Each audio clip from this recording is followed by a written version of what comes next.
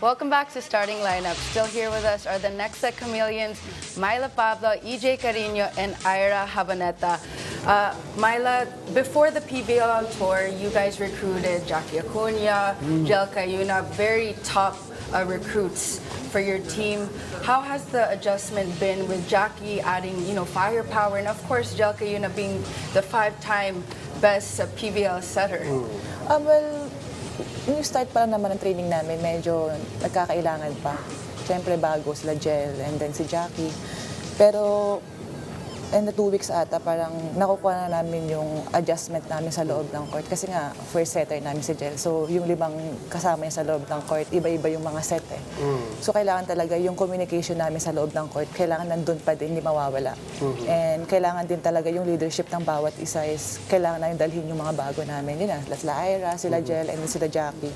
Hindi naman nahirapan kami sa loob ng court kasi nga medyo ginagawin pa namin sila Jel kasi nga, syempre na-stress din yung bata so hindi niya alam kung okay ba yung mga set niya or pangit ba. Kasi syempre, as setter ka talaga, perfectionist din yun kung hindi na makapatay ng spiker mo, dadamdamin niya yan eh. I mean, pangit ba yung set ko? Pero kami naman, as a spiker, pinapakita namin sa kanya, hindi sa amin na yun, huwag mo isipin masyado. Kasi overthink yung bata eh. So kailangan talaga, lagi mo siya nire-remind lagi sa loob ng court na, okay lang yan. I mean, bawit tayo for the next game.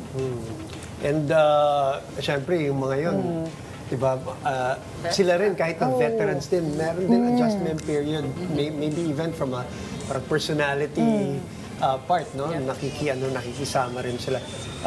Coach Ettore, tell us about so far with him, experience mo.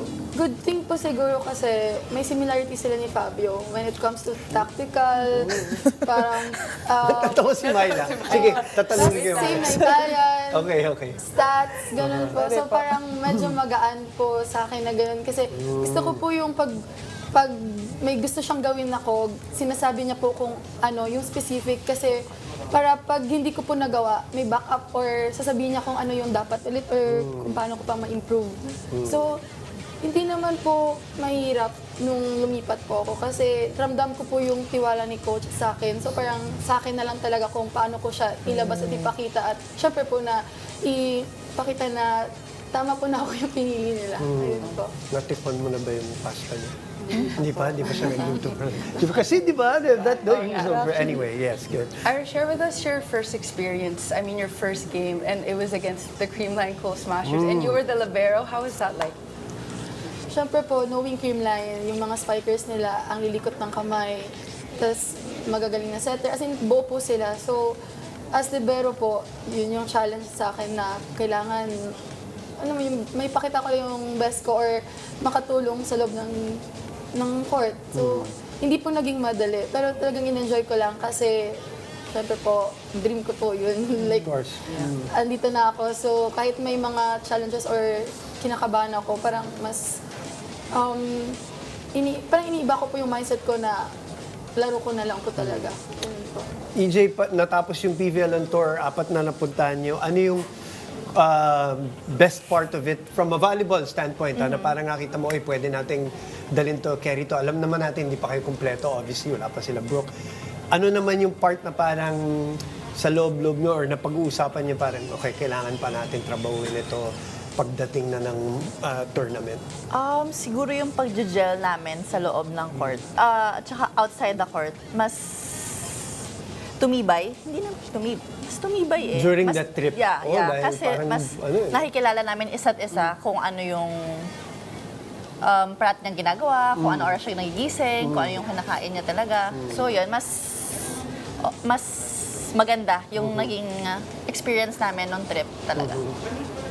So, more on the gelling part yung kailangan. Saan ka naman natuwa in terms of yung volleyball na parang nakikita mo na, okay to parang makikipagsabayan tayo this time, parang gano'n. In terms of parang yung opensa ba, yung depensa nyo, yung bench nyo, malalim. Malalim naman talaga yung bench na. Totoo? Hindi, at saka yung siguro, depensa. Kasi, knowing Ate Bang, lahat naman kami, parang gusto namin na parang walang lalapag na bola sa likod. So yun lang din naman. Ate Mai, how about you? What's your assessment after the 4 games? Out of the 4, you won 2 games, Yeah. diba? Two straight yun, 2 ano? straight, yeah. What's your assessment? Well, yung sa Creamline naman talaga is lahat naman adjustment pa eh. Kasi syempre, first game pa lang namin with Jel and Jackie and also kay Ira na first libero namin siya. Ang dami talaga mga lapses na talaga nangyari sa Creamline and yung communication ng bawat isa nawala and yung leadership ng bawat isa nawala din. And then the next galleries talaga namin, Capitala. Doon namin nakita yung goal namin na iisa lang and yung communication namin, yung leadership ng bawat isa. And lumabas talaga yung laro ng mga kasama namin. Kaya malaking bagay din talaga na andyan pa rin si Brooke as yung presence niya sa loob ng court na ginaguide kami as teammates niya. And laking bagay din sa amin yung mga coaches namin na nire-remind din kami kung ano yung mga kailangan namin gawin sa training. And yung mga viewing din kami kung ano yung ginagalaw ng mga ibang ginagalaw ng kalaban namin, nire-review namin. And ayun nga, naging maganda rin talaga yung performance namin ng Capital and Galleries talaga. Hindi lang naging maganda yung last talaga namin against Farm Fresh din talaga. Yeah, Medyo, yes, oo. medyo, hindi na nagkagulo, pero nawalan din talaga kami ng Hindi yun yung level nyo. Oo, hindi yun eh. Oo, Pero ang kailangan talaga namin is mapuna namin yung pagkawala ni Brooke. Kasi laking bagay sa amin si Brooke, depensa pa lang, yung Correct. pasa pa lang niya. Kaya lagi namin nire-remind niya sa mga open spiker na kung wala si Brooke, kailangan mag-step up lahat ng mga spiker namin sa next net. But andyan pa rin naman sila EJ and Kiara also and sila Jonah na nag-step up din naman. So, sana this invitational, sana maging... Malalim, syempre Oo. malalim. Tsaka mga champion player Oo din. nga eh. yung Kaya mga- yun nga sabi nga ni EJ na ang bench namin, so malalim talaga. Kahit sinong ipasok mo talaga, gagawa din talaga. Sa matter of chemistry na lang talaga. How is it being a professional now? Parang ano yung so far, anong big change ang nangyayari sa'yo personally from a volleyball standpoint na ngayon na professional ka na? Last time nandito ka, di ba? Sa UP ka pa. Trabaho talaga siya. So, more on investment sa sarili kasi they're expecting you to perform. So, kailangan pag andun ka, binibigay mo yung best mo. Unlike dati sa college, yung alam mo yung nag-enjoy naman or may mga time ka pa na parang outside volleyball, ang dami. Pero ngayon parang pag-uwi mo kasi parang kahit dati twice a day ngayon, parang pagod ka na agad pag uwi ka. So parang recovery talaga, yun yung kailangan. Realization na para puhunan mo na talaga yung katawan mo kasi mapapagod ka eh. Pero trabaho mo yan. So, kailangan invest ka sa sarili mo para may mabibigay ka talaga. So wala ka na ibang iniisip ngayon?